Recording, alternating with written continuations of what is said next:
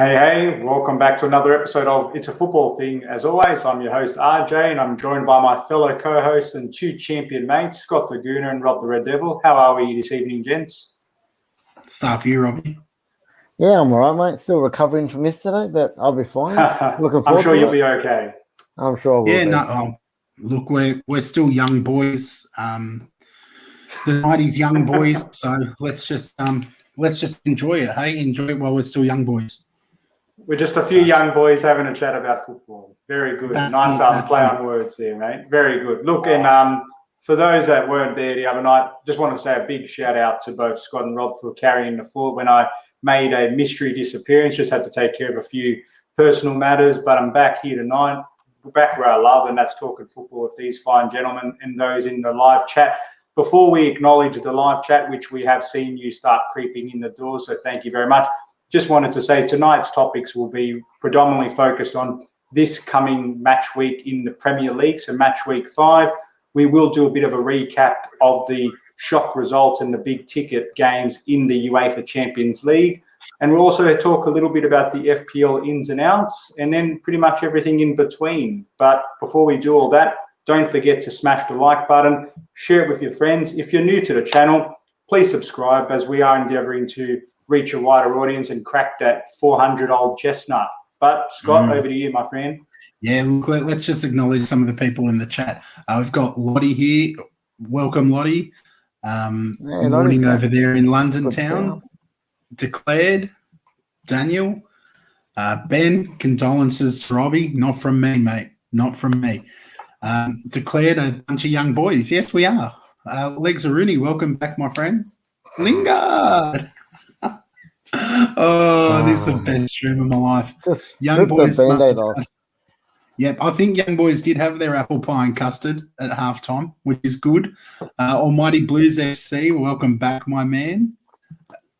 You must run in the family. How are you, young boys, tonight? We're good. We're good. Thanks for asking. Davide. This is going to be a fun stream. I don't ever want this. I'm lapping it up. I'm lapping it up. I don't ever want this to end because Rob's been on my back, and I said to him, "Football is a long season, and a result will come around that I'm going to enjoy, and I'm enjoying it. I've got nothing to lose. We're not good enough to be there, and I don't care." But the best I've got to say just quickly, because it was obviously 2:30 a.m. Rob got up, the soldier he is every game, week in, week out. You know, he's the number one global fan, hand on heart. Straight after the game, because I got up afterwards to watch Chelsea play, and the first thing I saw was like the most efficient summary of the result. What was it? It was went up 1-0, red card, then collapsed. It was like the perfect sort of summary of the match. I'm like, oh man, he must be absolutely burning this poor guy, because I would have been devastated. But I just thought, oh, poor bloke got up at that hour to watch that kind of result. I mean, getting up at that time takes it out of you. We're not young boys anymore. Like, I feel it the next day. But look, let's get in there. There's going to be plenty of that. Can someone keep a tally of how many times I managed to squeeze that in tonight? What I thought we might do to start, because obviously we want to talk about the big London derby between Chelsea and Spurs. We want to talk about United West Ham. We want to talk about Arsenal.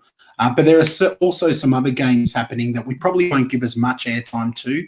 I'm hoping Daniel's there, because we might just go through, give some real quick predictions to the smaller games that we won't cover as much, and then go into the bigger ones. So I'm going to share my screen at the moment so we can have a look. And like always in the live chat, feel free to jump in with your predictions or any young boys puns. Newcastle Leeds. Any quick points you want to make about this one, boys? Or just a straight out prediction? For Leeds Newcastle, to me, all I'll say just quickly is that they're both coming off some sobering performances and will both be keen to get back on the wagon. I do think Leeds will come the stronger, even though they've flattered to deceive so far this season. But I expect a big performance from them. And we are giving predictions, yeah? Yep. Yeah. So for me, I'll lock in at 2-1 to Leeds. For me, I think Leeds have been getting.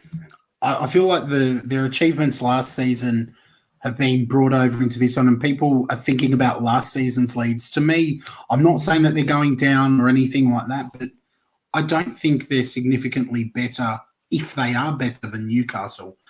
So I'm actually tipping a draw in this one. I'm going 1-1. Yeah, another one. Look, if Newcastle play the way they played against us last week, I like them, but I just think I'm not sure if Wilson's back yet, and I do think there is more goals in the Leeds team. So I agree with RJ. I will go 2-1 Leeds, but it wouldn't surprise me if this is a draw. Boogie could be on the money, but 2-1 the Leeds I put down. Yeah, and Wolves and Brentford for this one, I'm just going to give a straight-up prediction, but if you boys want to talk to it, go for it. I'm going for ball draw, 0-0. I'm going for a 3-0 to the Wolves. Yeah, and I'm going for a 2-1 to the Wolves. Interesting. Burnley, Arsenal, we might skip for now. We might go straight into Liverpool Palace. I don't have a whole heap to say about this one, except that Liverpool won't want to go into this one arrogantly. I think Spurs probably went in last week thinking, it's Crystal Palace, we'll be right. And we saw what Palace did. I don't think Palace will be able to repeat those adventures. I do see a 2-0 win to the boys in red. Yeah, I also agree with you too, Boogie. Liverpool at home again, always hard to beat. I'll go 2-0 also. Yeah, and I'll round it off the same way. Although I will say that they will be feeling the effects of the Champions League performance, but equally will be buoyed by the comeback. So, yeah, I expect a win, 2-0 in the end. Very good. I'm just going to chuck up some of the comments and predictions from the live chat. Tom's joining us from the United Pubcast. If you haven't gone and checked out their content, as a United fan, you have to have subbed by now. But even as a neutral, I really like what the boys bring to the table as well. And Tom's just acknowledging that it's been a great week. Tell you what, who knows what's ahead of us? Tom's going to be an interesting season. David in the Leeds game is calling a 2-1 win for Leeds. Almighty Blues FC, agreeing with me, he can see a draw. Lottie's calling a snooze fest. I'm thinking that's in Wolves Brentford. Correct me if I'm wrong. Almighty Blue saying 1-1.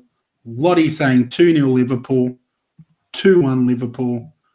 And Alex pointing out that Spurs did have half the team out. No excuses, mate. An Arsenal legend got one up over you that week. We just have to let it go. Just let it go. Man City, Southampton. RJ, do you want to start with that one? Yeah, no problem. City high flying at the moment. I expect nothing but a dominant display. I'm going to actually lock in 4-0. I know that's bullish, but I have a feeling they're on a run at the moment. Yeah, City at the empty head, as we've seen today. Pep begging the fans to come and watch them play. Yeah, look, I can't see nothing but a win here. I'll go for a 3-0, but hopefully, Southampton have been defensively good and not in a couple, but, City are on fire at the moment. Wasn't that crazy, Pep coming out and pretty much having to beg. You've got a world-class manager. You've got owners who back your club. You've got a great squad. And what more motivation do you need to rock up? They're not charging Arsenal ticket prices to go either. Their tickets are cheaper. I'm sure crazy. Young boys could afford them, Scott. Oh, goodness gracious me. I'm going to get my prediction out there. I'm going with 3-0 to Man City. 3-0 to City. Did you make your prediction, Robbie? Yeah, I said 3-0 City. Sweet. I'm not a young boy anymore. My memory's getting away from me. Norwich and Watford. Robbie, you go first, mate. Norwich, Watford. You know what? I'm gonna go for the Canaries to get their first win of the season. Yeah, I'll go 1-0 to Watford. RJ? Sorry, 1-0 to the Canaries. My bad. 1-0. Yeah, I was just going to say covering your bases there. Yeah, that's all right, man. I understand.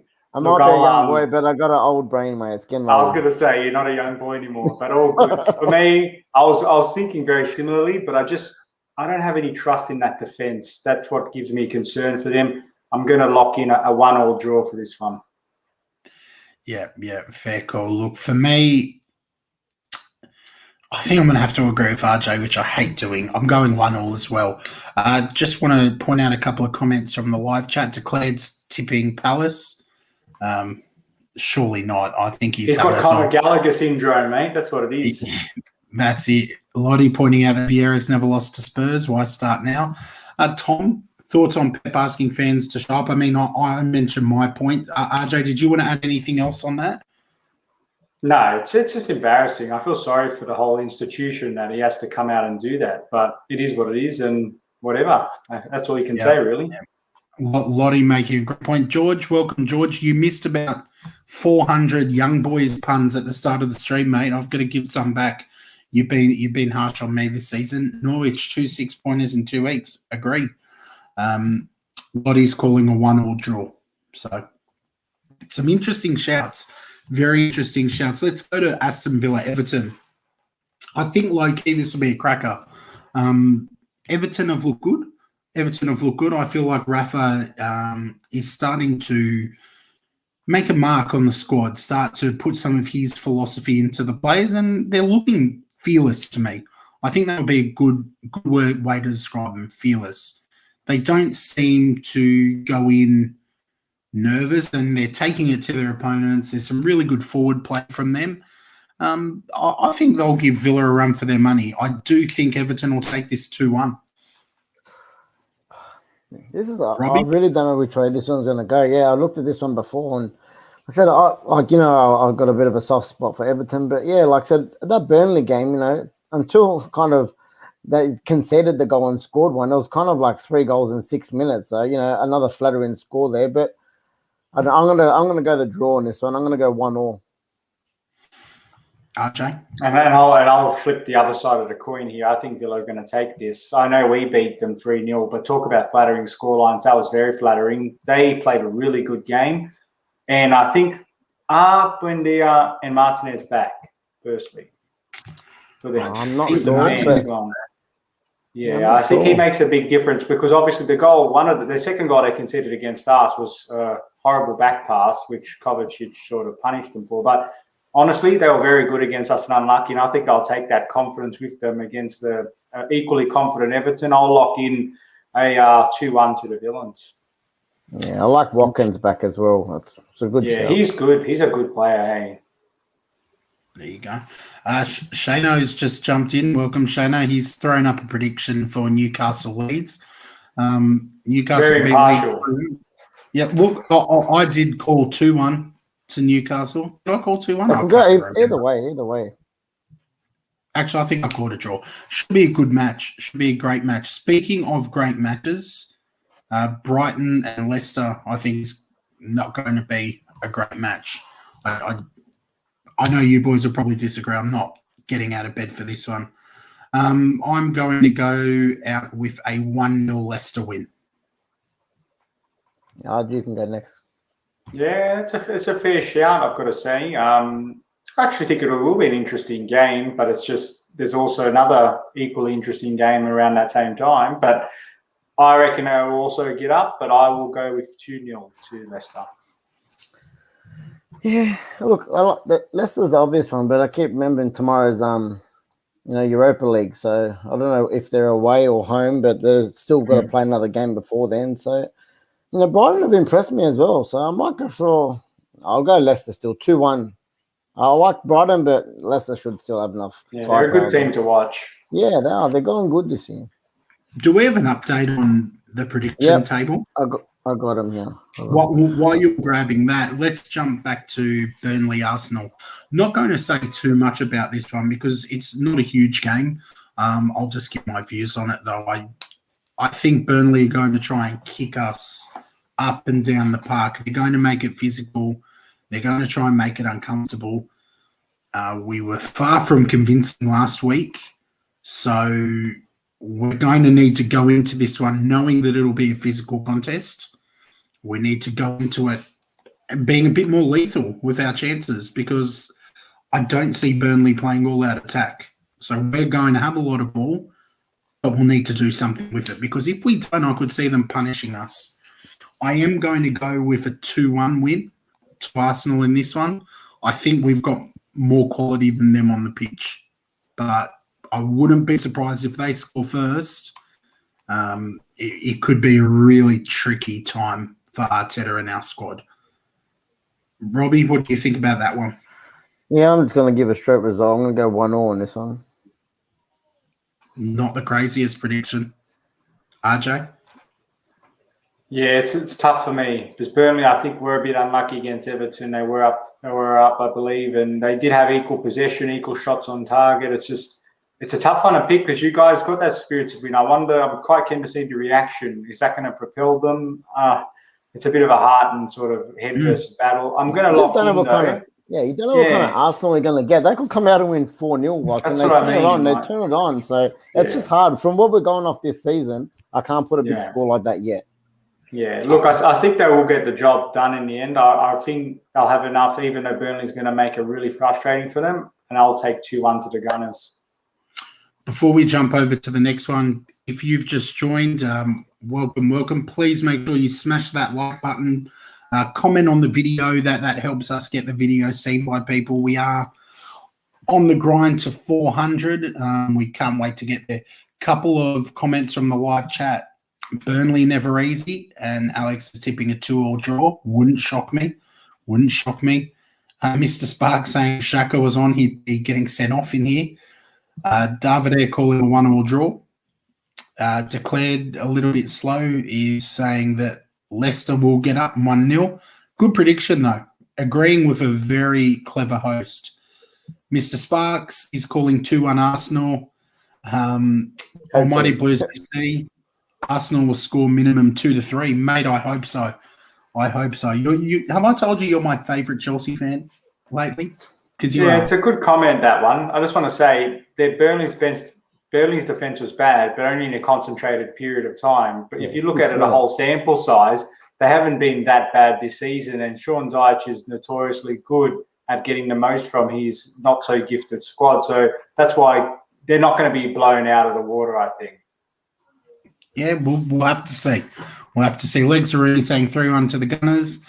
Dennis, my man from Sideline Talk, Rivalry Side TV, has thrown in 2 predictions, 2-1 Leicester, 2-1 Arsenal, and reminding you to smash that like button. And check out their stuff as well. They do some really good stuff, and they're looking for some new co-hosts from some other clubs as well. So check them out on Twitter for more info. Arsenal, easy win 3-0. Thank you, Declared. I love you. George calling a bore draw. Well, we're not playing young boys, mate, so I'm expecting us to really turn up in this one, Georgie. And 2 more comments before we move on. Dan, Burnley have become everything I hate about football. Out of options or ideas, just dirty stuff. Look, hard to argue against that. They are a physical team. And last one, thanks, mate. No, I'm not changing over to blue. No. Can you wrap it up? Can you wrap this up, Scott? We're not young boys anymore, mate. Just move it on. Mate, I think I'm going to change my tip to Burnley's 4-0 win in a minute. Hurry up. I'm sure you tipped the Man United win as well against young boys, so it might give us a blessing. Let's jump over to West Ham Man United because this is going to be a huge game. What a game. Let's get the predictions out of the way because I do want to chat Ollie. And I know, Robbie, before we kind of did the stream, you were saying, well, why do you want to chat Ollie? We're sitting near the top of the league. Like, what's the point? But I still want to have that conversation because you know my feelings on him. I'd love to know where you're at or if that result changes anything. But let's look at this game. What are your thoughts ahead of the match against West Ham, Rob? I'm thinking the boys are going to hit back. I think that they're quite shocked in themselves, and I think they are generally hurt from that decision. I think it was a bit of a punch in the face for them to themselves. Look, again, if you're just looking at straight facts, we played Champions League on Wednesday. They're playing Europa League tomorrow. They're playing away as we played away. We're going to have 2 days more, I'd say better preparation than them. Antonio's out on the red card, so I'd say that's got to be a plus in for us as well. I do not think this is going to be a light game or an easy win. Away at West Ham and the way that Moyes sets up, they're always going to be good, but I do think we'll get the job done. Every week I try and say we're going to get a clean sheet, but I'm hoping we will this week. I'm going to go for a 2-0. RJ? 2-0 away to West Ham. That's a very interesting one. Obviously affects. No Antonio. That's I'm talking about defensively breaking them down and scoring 2. Look, obviously with Ronaldo and co, that's not a ridiculous sort of scoreline. I do think though West Ham have been a little bit rocky recently. They've had a couple of really pretty disheartening results. And I think they're going to look to try to sort of make a statement performance. I know you've got Europa here and they're going to throw their hat in the ring for it, but I think they've also got to start prioritising getting some results in the Premier League to get back in the relevant conversation. So I don't think they're going to win the game, but I think they're actually going to pull a result here. I honestly do. I think I'll end up taking this 1-1. You think a 1-1 draw? No, look, I think Man United have way too much quality for West Ham. You look at the lineups. The only weakness Man United have is their manager for me. And we'll talk about that in a tick. I'm going for United to do it convincingly, 3-0. I think they'll make a statement against West Ham because they would. Sorry?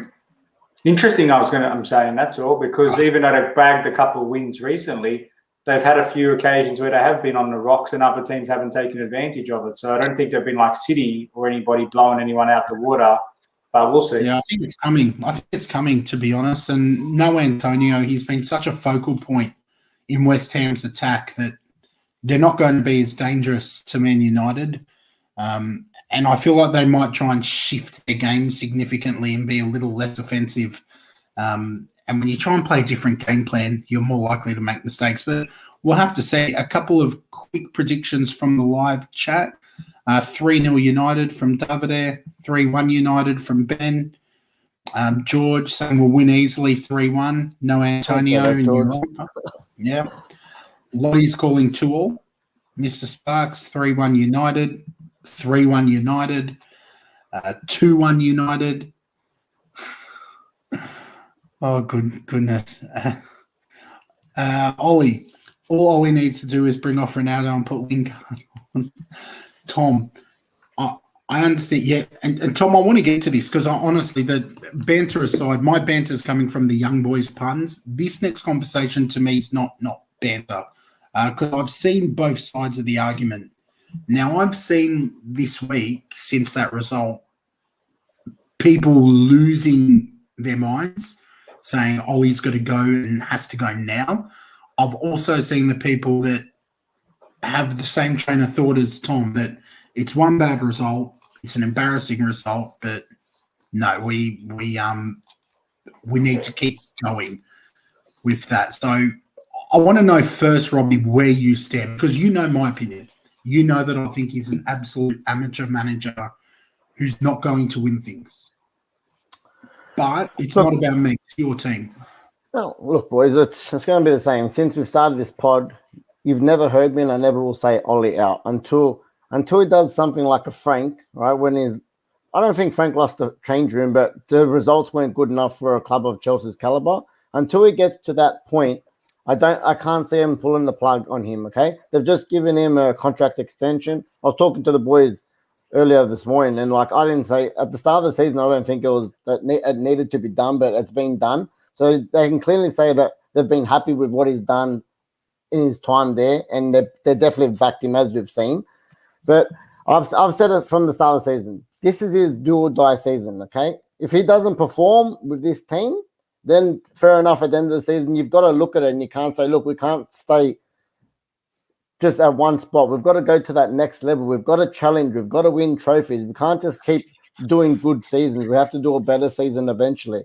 So yeah, I'm with Tom. Yesterday, if you ask him, he would tell you I was blowing up. Okay, a lot of people, everyone has different perspectives of the game. Some people were happy to take a draw. I wasn't even happy with a draw. When we were 1-0 up and we got the red card, I was pretty calm. I was like, okay, he made the right. First thing he done was made the right sub for me. He made a like for like change. He took off an attacker and put a right winger back and a right back to replace Aaron Wan-Bissaka. For me, that was the perfect change. And from them, I'm like, okay, I just think we need game management. I was just screaming out the whole game. Game management, game management. Okay, I understand everyone likes to turn up against United in a European game.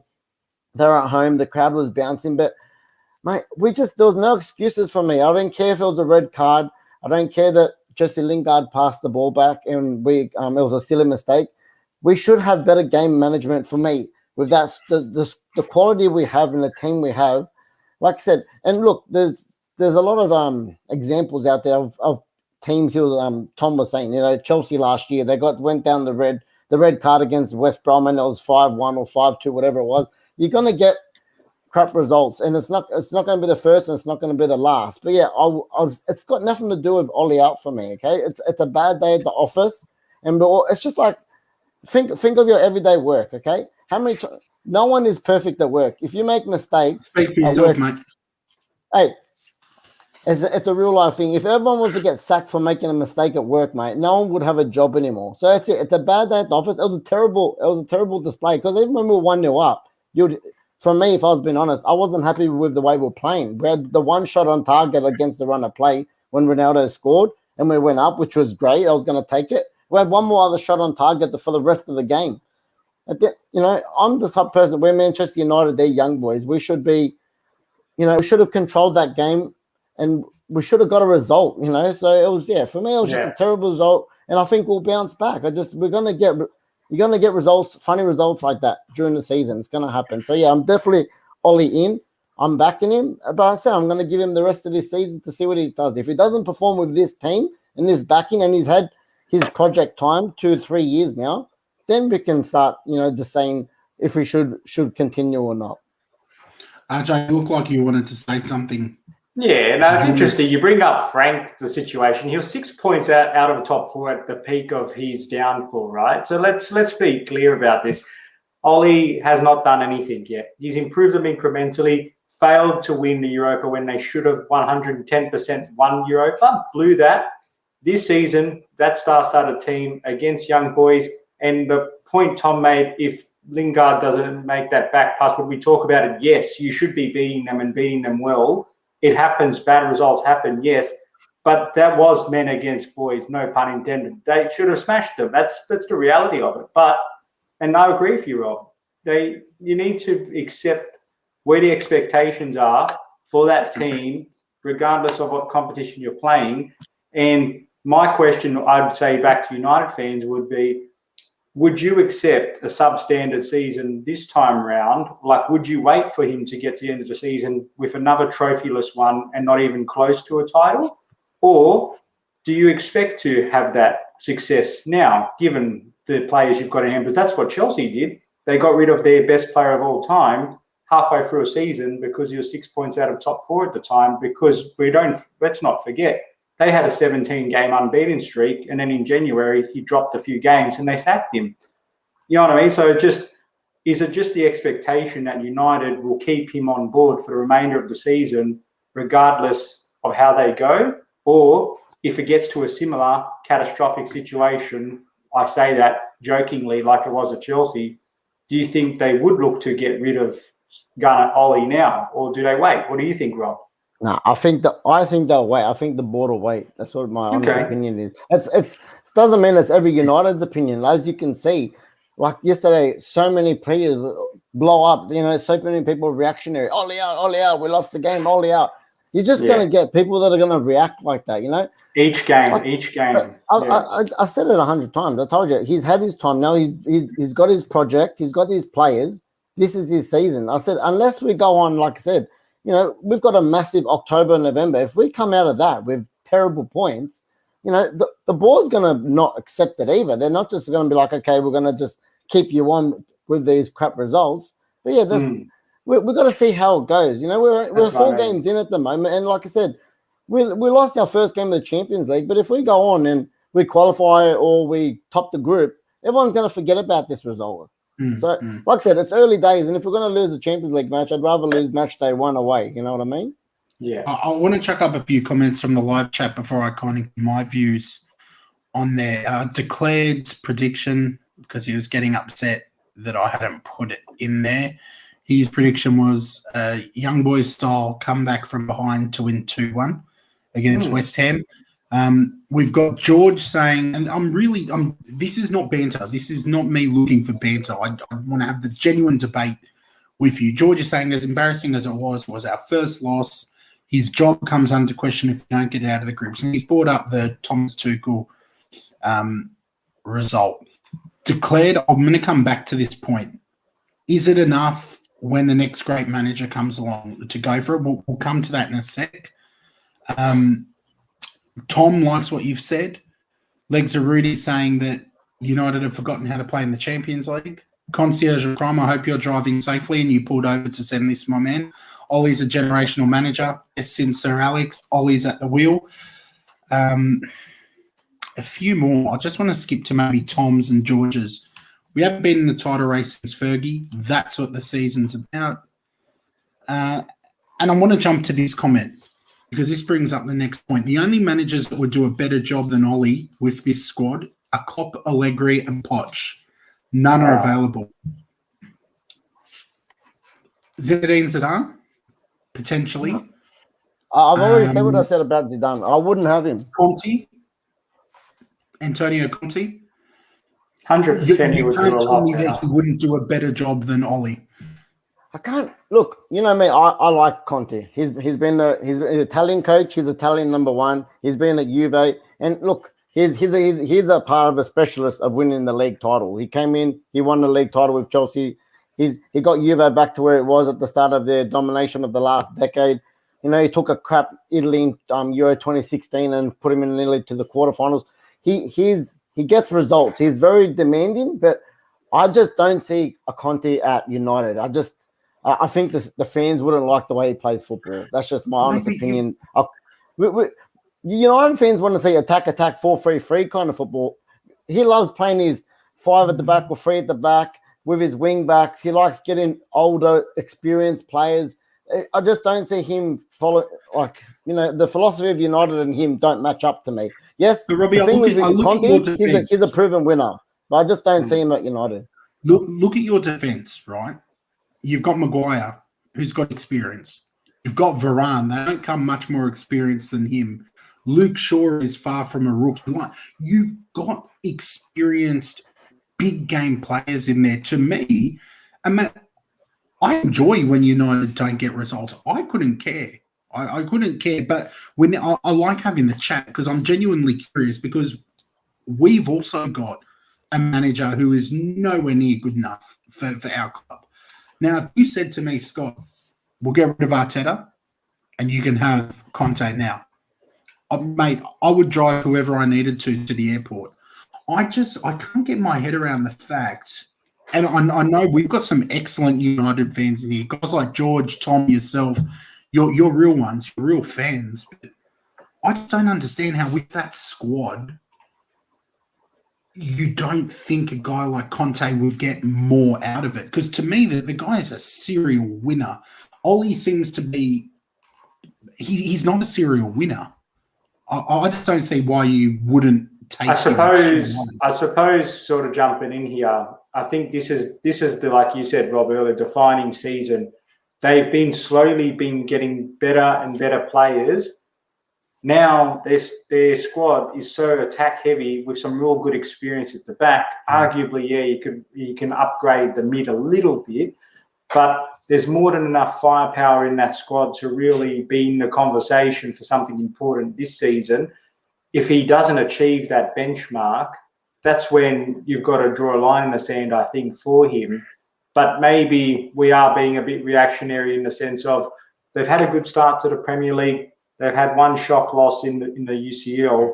But the thing about this is it's not super reactionary in the sense that this is the first time we've had this kind of shock result or bad performance. This has happened on several occasions, which is why I think we continue to see in the social media circles about this whole what's the future, long-term future of Ollie, because he doesn't seem to give much confidence that he's someone that's going to take them to the next level. But I do think that this is his defining season. If he doesn't get out of the Champions League, I would be very surprised if they pursue him. They're getting out of the group. If he doesn't get out, that's what I mean. Exactly. Yeah. I don't see us not getting out of the group. But if he didn't get out of the group, his head really would be on a lot of people would be blowing up then, man. Because this group, we should be topping it for me. So if we didn't get out of the group, and then not just that, just just the whole thing. Can you imagine that squad in Europa League? It'll be terrible. It'll be terrible. Maybe you'd win it. At least you'd win it. Oh, he'd be his first trophy. But look, it's a good conversation to have, and there's always going to be plenty of views. I just know that like my club's in a similar state in terms of managers not being good enough, but your squad's just light years ahead. We'll flick through a few comments from the live chat, and then we'll look at the Chelsea Spurs game. Alex saying, try being a Spurs supporter, 10 managers in 10 years. No, thank you. No, thank you. Ben, he needs to produce something this season or he's gone. We had a few more in there. I'm not going to go through them all. I do agree Conte would change the team up too much. Could be good short term, but long term. Yep, fair call. Fair call. He does have that criticism. Honestly, Conte would sell Greenwood and bring in Zeko. That's what he would do. Honestly, he would. Well, like you say, when he gets results, but he gets results. When Chelsea came in, you bring in your Alonso, bring in your Victor Moses, and then like he's bringing players like that to his clubs. Oh, look what he's done with Inter in 2 years. He doesn't like. He's not one of those players that likes to use a lot of youth either, and that's another big attribute of United. They like bringing in the youth and taking. He likes his players. He's very stronghold, and look, he gets results. But that's what I mean. I just couldn't see it as a match. And I do think he gets a lot of leeway too. I think though, especially with the manager merry-go-round, if you brought a foreigner with that philosophy of let's give the youth a run, but you got a series of not so good results, but you get a United legend doing that, all of a sudden but it's part of the DNA of the club. Of course, we're going to do that. You know what I mean? Like, I think you get a lot more slack given to you because you're a legend of a club. Like if Conte did that, they'd be like, what the hell is this guy playing a 19-year-old for? Pick the more experienced player. It's about getting results, not about the DNA of the club. Like, you know what I mean? Do you get that sort of dynamic, or is that a bit wrong? No, I get it a little bit. Look, to me, boys, I don't think it's the last time we'll be having this chat this season. You always feel he's got it in him to throw out a result like that. Mr. Sparks just bursting my bubble. I know we won't get Conte. We're miles behind that division. Tom wrapping it up really nicely. Like Rob said, Jose's great, Conte's great, but it won't work. Every club's unique, but United's DNA just wouldn't accommodate him. But look, fair shout. George there, lucky we don't have to play Europa League. And let's move on, boys. It was a good chat. You've been a good sport, Robbie. You've been a good sport. So I can give it and I can take it, boys. You know that. Let's go to the Spurs-Chelsea game. RJ, maybe we start with you. You sure, mate? We could be on here for a long time. No, look, in all seriousness, Spurs, as we know, they got found out very much so against Palace. And I just recapped on that game again earlier, and what a performance that was from Vieira's boys. Great job to them. For me, and I wrote this in my Talk Chelsea article, sometimes what a champion or a champions-elect team does is they grind out results despite not playing well. And I'm not saying we're not playing well, but we won 3-0 against Villa, which again was a flattering scoreline. We got 1-0 against Zenit the other day, which again, we deserved to win at the end of it, but it wasn't a vintage Chelsea display. But in many ways, it was vintage Chelsea because back in yesteryear, under the special run and under managers previously, sometimes we had to be a bit more pragmatic and grind out the ugly result and ultimately have the last laugh by holding up the title. So for me, it's encouraging to see that when we're not playing well, we're still grinding out results and keeping clean sheets along the way. So that's a very big formula for success for me. In terms of the Spurs game, undoubtedly, I expect to see a more concentrated, a more galvanised Spurs outfit who hates Chelsea notoriously given the success we've enjoyed in recent years. But I equally think that Tuchel will have enough ingredients and still enough confidence and composure that we're going to go out there and really do a number on them. I think that we're going to put the nail in the coffin for them. And I expect us to really get a really strong performance and result. And I'm happy to lock in my prediction now. I think we will win either 3-0, 3-1. I'll lock in 3-0. Yeah, look, I'm thinking in a similar kind of vein to you. I think Chelsea will be too good. I think you'll bully them, to be completely honest. Lukaku is just And looking like Kante's an back too, as well. I just want to throw into the mix. So it's a Jeez. massive improvement. What a player to welcome back. Yeah, I just think Lukaku is going to absolutely Pablo Mari their defenders. I think he's too fierce at the moment. And Chelsea seem to be clicking in all the right places. So I'm going for Chelsea win 2-0. 2-0 in this one. Yeah, 3-0 for me, Chelsea. There you go. Some comments in the live chat. Lottie saying Chelsea should win as the Spuds defence is ravaged by injuries. Hoping Lukaku brings in the FPL points. Yeah, me too, Lottie. Me too. I may or may not have captained him this week. Here we go. Declared, RJ, we better hope Chelsea doesn't have a bad loss. Rob's going to drop a bomb on us. Nah, you won't. You will not. I'm not even putting no banter aside. I actually think you guys will just pump them 3-0. I was even going to say 4, but I'll be safe with 3. Rob, if young boys can beat Man United, Spurs can beat Chelsea. Stop spurring them on, mate. Come on. How long have we got left of this episode? It's the most insane result I've ever seen. Honestly, I didn't sleep. I was just smiling all night. I couldn't stop thinking about it. Ben, this one's not a great pun, Ben. You tried hard though, mate. Good on you. Chelsea 3-0. Spurs sadly missing an attacking mid. I think they're missing more than that, mate. Good point. It's a good point. But yeah, it's going to be hard to threaten Chelsea without your attacking mids. And the only thing I just want to say, just quickly on that, I think probably the biggest consideration for me is it's who we don't pick, to be honest, because we've got so much squad depth now. If we don't get that chemistry right, like we saw it the other day, Mason Mount didn't have his best performance. Ziyech didn't play his best game. But ordinarily, I would pick them, to be honest, to start. It's just so difficult to rotate. And then you've got the whole Chilwell Alonso debate, Reece James, Callum Hudson-Odoi. So it's as much about the quality is how good Tuchel is with his selection and in-game management, because there's obviously more than enough star quality, but it's about getting the formula right for this particular occasion. So that's what actually, as a Chelsea fan, I think I get more excited about seeing the lineup than actually watching the game at times to see who he picks. Yeah, look, interesting. What a nice problem to have, worrying about who you don't play. I love that problem. Declared saying Chelsea 1-0. Mr. Sparks is calling 4-1 for Chelsea. Legs Aruni with an interesting question. How much rest time do you think Lukaku will be given? I think none in this game. RJ, you can't see him rested at all, can you? But this is the thing with Tuchel, man. He's so tricky. You think he's a shoe-in for sure, and he's scored in every game he's played now for us, and he's been the difference in our last 2 games. So 100% expect him to start. But you just never know. Tuchel's always got that tricky sort of substitution you don't see coming, but I would say he starts, but I don't reckon he plays the full 90, fingers crossed.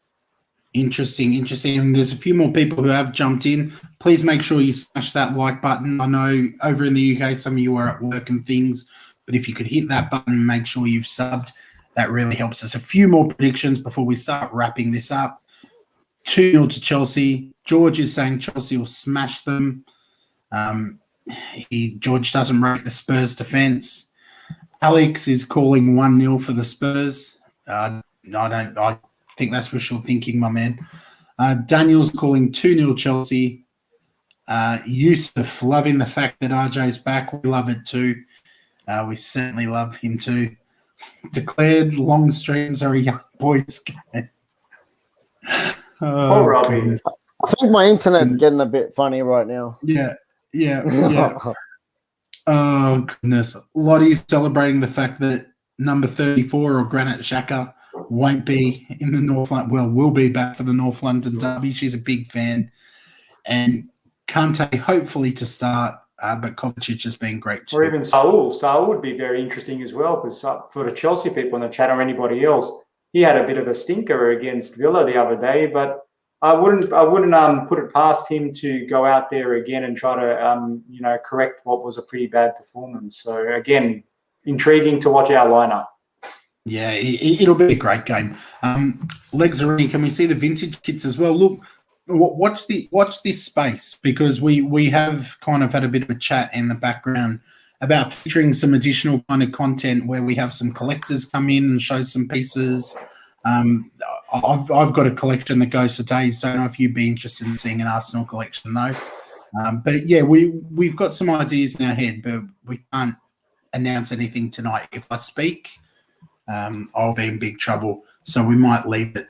Boys, really quickly, Champions League this morning, there are a few shock results besides Young Boys getting one over Ollie's Old Boys. Anything stand out for you? I want to start because I look really silly. PSG. Now, I've gone out and I've called them my favourites to win the Champions League. It does not help me too much when they draw 1-1 with Club Brugge. Not great. I could not believe the result. The thing for me was PSG didn't even look super in control. Like, it looked a bit disjointed for me. Some of the shape that they had during the game, some of the attacking movement, I was watching and thinking, is this a team with Lionel Messi in it? I'm sure you guys would have caught the game or the highlights. Any thoughts on that result? Yeah, I was in between. Like, I watched the whole first half of this one live, and then I switched over to the Liverpool game. But I thought the same. Look, I had a bet on them for them to keep a clean sheet, to win by 3 goals. The whole thing. I was expecting I think 2 years ago they played Bruges away and it was a 5-0 or something like that. So I was expecting fireworks this morning. Yeah, just as I said, I also said they're not going to win the Champions League. I said I think this team's going to take a while to gel, and not even all their players are there. Donnarumma hasn't even got a start at all yet, which I think is crazy. Insane. Ramos is still injured, but even like they're still just Verratti wasn't there. Like, they had the best front three in the world, but like it just didn't look like it was happening. Obviously they're going to take time, but I don't know. It's just like RJ always says, mate. Just because you have all the stars doesn't mean you're going to be a star team. Hey, Robbie, would you a serious question? And this is because of Tom. Tom wants a discussion about Poch. Would you swap Ollie for Poch? Actually, how quickly would you swap Ollie for Poch is the question. No. Look, man. Look, if you go back 2 years ago when Jose was our manager, you would see me every single week. I want Poch. I want Poch. I want Poch. I don't know. Look, he's got this superstar team, man. He's not doing anything at the moment in the French league. So can you imagine what he came back and do? Honestly, he got the job halfway through last year, and they still didn't even win the French league, and that's pretty much a certain thing. So I told you I don't think they're going to win the Champions League this year either. So yeah, no, I wouldn't take him now. Yeah, no. So good. Do you have any thoughts on that result? Yeah, 100%. When I first saw it, the headline I would have loved to have written, it said, PSG battered and Bruges. But, they just they got done, mate. They got absolutely done. And I just thought to myself, I saw a friend of mine put a tweet out, Daniel Child, saying, I think PSG just need Ronaldo, Pele, Thanos, Superman, Anthony Taylor, and about 300 million more pounds to take that final step. It's just, exactly like Ben said, $1 trillion PSG. And I know I harp on about that whole culture thing about, that the team of stars is not better than the star team. And I really believe that. You need that chemistry. You need people to buy into it. Early days, again, we don't want to jump the gun. But it's not even the fact that they drew. It's the fact that they lost in the key statistics and looked very disjointed. 100%. And I think partially that's as a result of lack of chemistry. But we've seen in other instances where you've had teams that have had 6 or 7 new players, like us last season, had a much better start. So for me, it's a bit about Poch. It's a bit about the new players.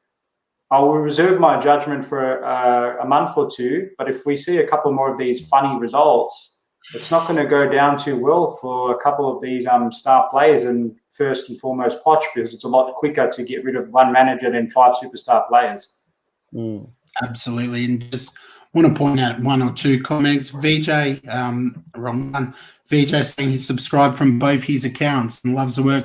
Welcome, VJ. Even though you're a Chelsea fan, mate, lovely to have you, and thank you for subscribing. We truly appreciate it. George, with probably my favourite comment, you're a good young boy, George. You can take the man out of Spurs, but you can't take the Spurs out of the man. Mate, I absolutely agree. And to my uncle who's in the chat and the Spurs and Alex, sorry, mate. I know we're family, but there's no family when it comes to football, hey? Interesting, boys. So I thought interesting in the sense that, not that it shocked me, but City and Leipzig, cracking game. Jack Grealish, phenomenal. I found this result surprising more because there were so many goals. I wasn't expecting 9 goals in this. Did either of you boys catch the highlights to this one? Or I seen all the goals. Yeah, I seen all the goals. Everyone was losing their minds over Grealish. Don't know why. He scored a nice goal. I don't know. He didn't and an really assist as well. And an assist. Yeah, I don't know. Everyone's losing their mind, but anyway, fair enough. Good win for City. I sense some salt there, being a fellow noisy neighbour there, Robbie. No, I don't. But just what I mean, like, he scores a goal and gets an assist. Rashford scored a hat trick against them last year, and no one freaking blew their minds. So. I feel sorry for Leipzig, like Nkunku, whatever his name is. He got the hat trick there. I know. But his team got battered 6-3, so nobody's going to talk about that. The other game I was watching extensively was just looking down the list. My team, Inter, very unfortunate loss, 1-0 against Real Madrid. You guys dominated that game. Yeah, we did, particularly the first half. Didn't get enough good chances. In the second half, Thibaut Courtois pulled off a real stunning save from Edin Dzeko to header from the corner.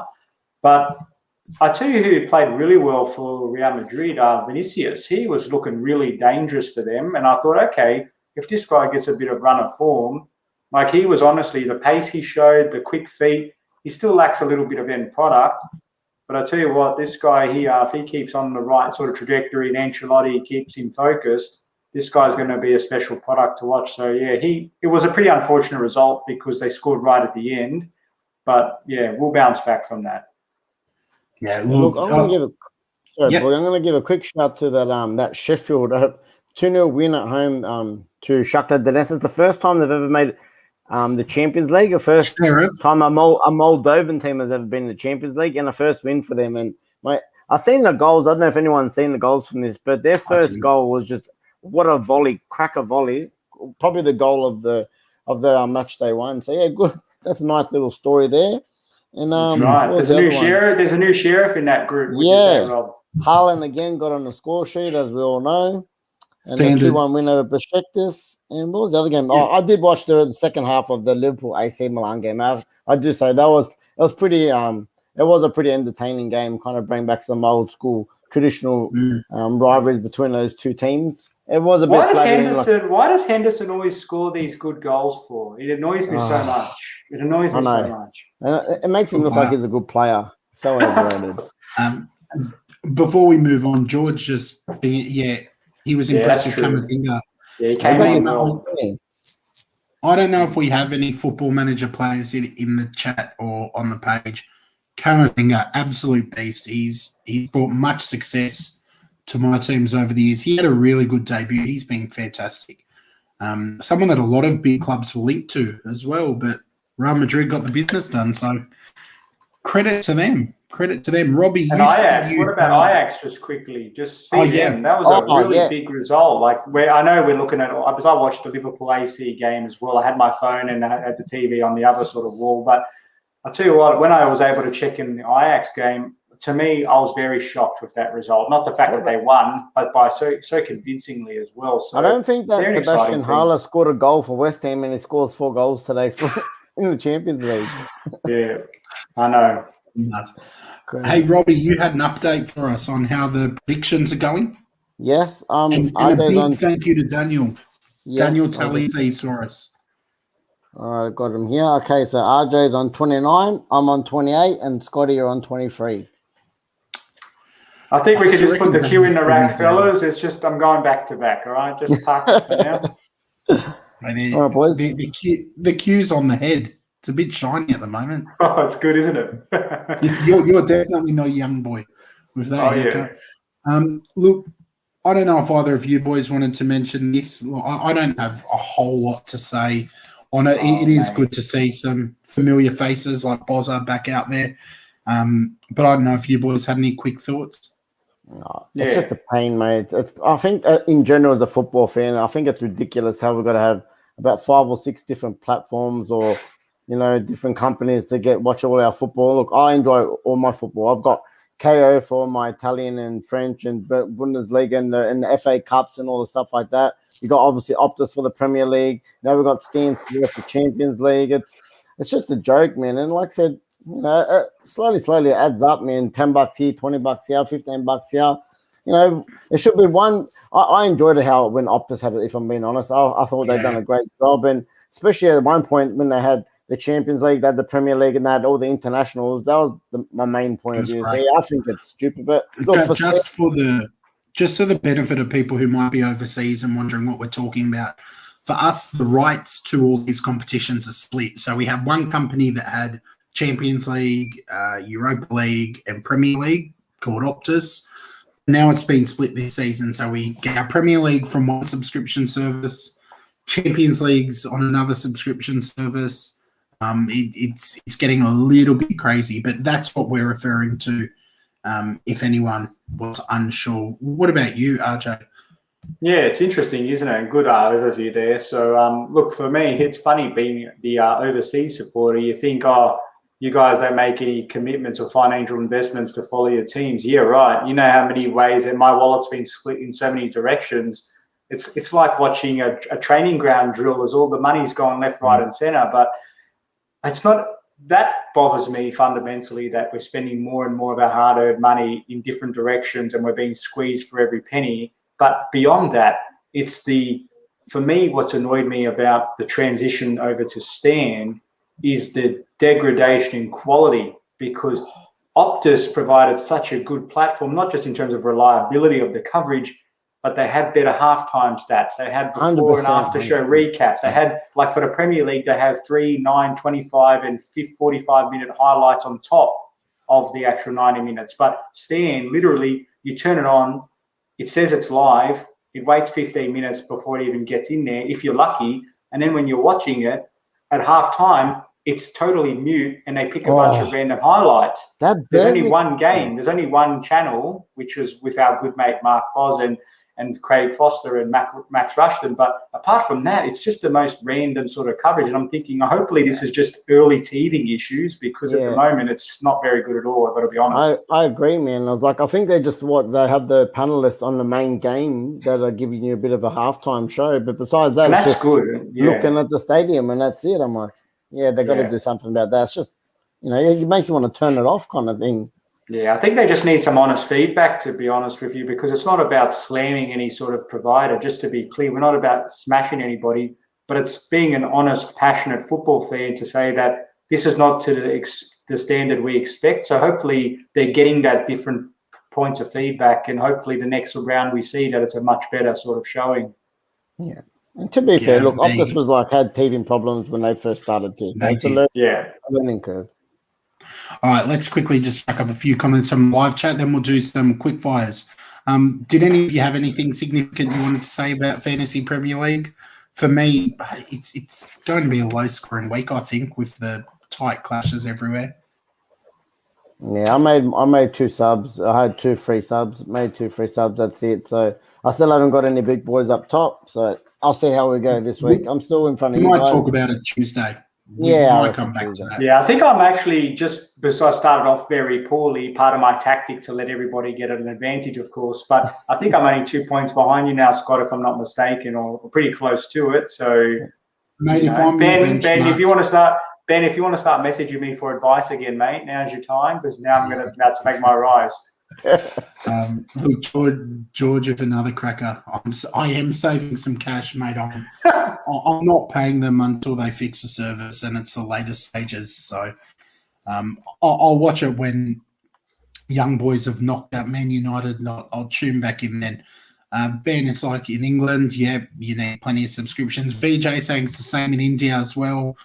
They've got so many subscriptions over there. It's hard to keep up. And Al agrees with you, RJ, as well, with your comments. So, boys, it's been a cracker. We keep thinking these are going to go short, but we have this great live chat that are throwing some crackers at us and keeping it going. So it's been a good discussion tonight, plenty of good chats. Time that we wind it down a notch with some quick fires. Now, we haven't pre-warned each other what they are. Are you all good to go, boys? Yep, I've got mine if you want me to start. Yeah, you start, mate. Then we'll go to RJ and then me. Well, he All right, is the no. youngest boy here, so he should start. Well, I'll take Last that one, one. last I'll take that one. All right, boys. Something weird you like to eat. Scott? Well, you're coming to me first. Something weird I like to eat. Probably. So I've had snails before, and I actually really enjoyed them when I was in Malta. I thought the snails were great. I'm not saying that I'll go hunting for them, but when I've had them, that they were good, low-key snails. I thought you were going to say chicken palmy, whatever that is, but we'll leave that for later.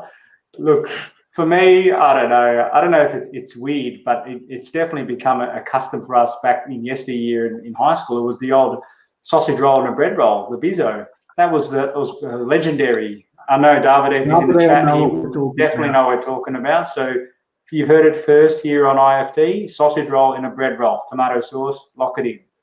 And it's called a bizzo. Oh my god! Well, my one is I like eating kiwi fruit with the skin on. Okay. Love it. That's my weird thing. All right, boys. My second one: Wonder Woman, Catwoman, and Captain Marvel. Pick one. Catwoman. Nah, Which one Wonder you pick, Woman for Borgie? me. Wonder Woman. Would you say Borgie? Catwoman. I just watched that. I just watched Batman with Bane the other day. It was cracking. Which Catwoman? Oh, with Bane. Okay, with the one with Bane. Anne Hathaway. All right. Yeah, I'm gonna go Wonder Woman. She's pretty good. Gail Gaff. And the last one, Ruud van Nistelrooy, Drogba, and Henri. Start, sub, and sell. Start Henri, of course. It's not even a debate. You don't even like Henri. Sell Drogba just because it'll annoy the Chelsea fans, and bench permanently Van Nistelrooy just so he can watch Henri score. The goal machine. What about you, Arj? Well, for me, it all depends on if it's a big game, like if it's a cup final, I'd definitely be starting Drogba for sure. Look, honestly, I'd keep King Didier for me because he's the man for the big occasion. I'd sub Henri and I'd sell Van Nistelrooy, although he's a mad penalty goal poacher. I said, in what universe do you not start Henri? You're having a laugh, mate. You've lost the plot. George, told you we want to win trophies, mate. Henri starts. George has answered it for me. That's my answer, George. So my answer's up there as well. Nice. Henri start off the bench, and Nistelrooy, and I'd sell Drogba. But before we get to RJ's quick fires, a couple of quick comments. Declared saying that he's got Paramount, Optus, KO, and Stan. It certainly does add up. Davide saying IPTV. I haven't heard about that one. I'll have to look into it. Andy's joined us. Lottie's saying that she's climbed past me. Lottie, not much of an achievement. I'm hopeless. I'm not going to lie, but good on you. I'd rather you climb over Rob as well, get a bit higher. Arsenal don't make finals, so they won't need to pick Drogba. And Andy, we've had a cracking show, mate. We have talked Ole. We have talked Champions League. We've talked young boys. Mate, just 3 young boys talking football. I have noticed, though, now that Andy's mentioning this, if you are going back and watching our streams afterwards, we've had a few people kind of report to us that if they're watching it a couple of hours after, it's been really laggy and really buffery and almost unwatchable. Nearly the first 24 hours, it's like it takes nearly a day to kind of get good quality or something. So we're chasing it up with YouTube. But Andy, if you're going to go back and watch the replay, mate, and you definitely should, maybe wait till tomorrow because we are having that issue and I'm not quite sure why. Ajay, you got any quick fires there? Yeah, just quickly, I was watching a bit of Fast and the Furious the other day, and I just the first one, and I was just like, I don't know why, I was just watching it. Anyway, I just thought my first question is to you boys, which one of the Fast Furious camp of movies was your favourite and why? Just quickly. Look, the original one's good, but I always say Too Fast, Too Furious is my favourite in Miami. That was a good one. With Tyrese. I love Tyrese, mate. He was a cracker. So good. For me, I'm not the biggest car enthusiast. I've still watched a few of them. I'm probably going to go the original and the best. I feel like now they're kind of getting a little bit insane with the explosions and it's so good, eh? I told you, I think I said this once. It started off with them, street racing and stealing DVD players to becoming the Avengers all of a sudden. So it's fantastic. But for me, I'll go with the original. But the first two were my favorites. But then they became just a bit more comical, to be honest. But this is a good one from Gunaretti, and then so it's some good ones there. Next question, just quickly on non-football related. Just a random go-to song when you're having a bit of an off day. Scotty, you can go first. You guys always throw to me first when it's a tricky one. I'm going to go Taylor Swift, mate. Take it off. Tay-Tay, shake it off. Nice. I don't know, man. I can't. You kill me with these ones. I'm just gonna say a Chris Brown song for now. I'm just gonna say I don't even know which one. You've got me. Nice. Geez. You? And for me, because I just listen to YouTube pretty much all day in part of the work office. I like listening to a bit of Crowded House. To be honest, I just like them. It was pretty chill, and so I like them. Any old school R&B, mate. That's what I like listening to. Don't stop me now. Yeah, it's good. Good one there. Oh. I'm logging off. Win of the night. All right, that's my quick fires. Nice. Tom, I think Tom's leaving us at the moment. But cheers to the episode. He's got this stream stored. Mate, we're not in the Champions League, so you can't pick on me about Champions League results. And you can't break me. I'm already broken, mate.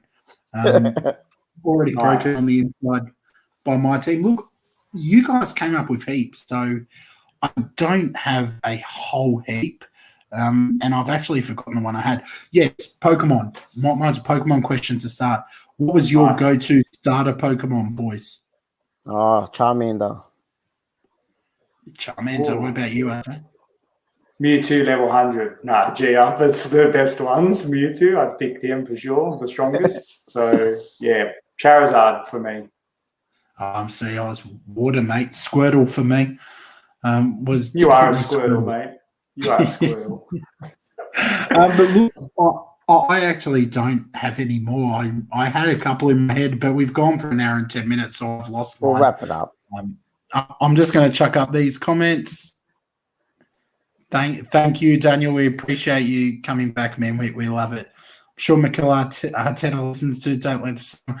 I'm waiting for the sun to go down. Unless he can turn it around. It's never too late. Never too late. Ben calling Jigglypuff. I didn't even know he was a starting Pokemon. Shows how old I am. All right, boys. It's been a fun stream. It's been a cracking stream. If you haven't already, subscribe, like, share it with a friend. Closing thoughts. Well, after this episode, I'm not feeling so young anymore. I'm thinking I'm getting some grays, but I'm going to say thanks to everyone in the live chat. Like I said, I love banter, so bring it on for next time. And go United for the weekend. Let's get that back on the winning train again. I'll just, in the good words of my good friend and supporter of the show, Patrick Larson, I'll use his tagline, "Come on, you Blues." And for me, it's been fun. I'm dreading Tuesday after we probably lose. Then Rob will come back with a vengeance. So it's been fun. Take care. Stay young, boys. Ciao.